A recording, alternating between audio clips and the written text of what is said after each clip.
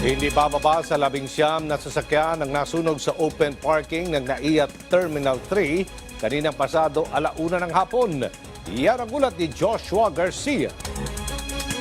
Pasado 1:00 ng hapon nang umusok at naglagablab ang mga sasakyang ito sa extension parking ng NAIA 3. Agad kumalat ang apoy sa 19 na sasakyang nakaparada sa parking lot.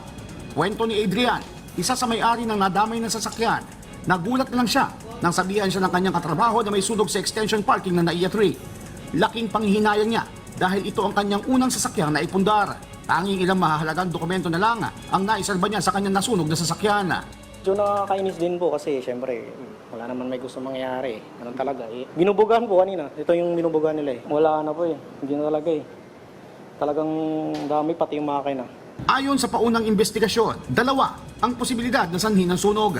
Maaaring grass fire dahil sa sobrang init at mga nakakalat o tuyong damo sa paligid o may nakaiwan ng flammable substance sa loob ng isa sa mga sasakyan na sumabog at pinagmula ng apoy.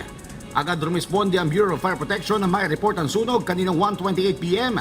at idineklarang fire out bandang 2:00 ng hapon. Kinumpirma naman ng MIA na walang nasaktan sa naturang insidente. Joshua Garcia para sa Pambansang TV sa Bagong Pilipinas.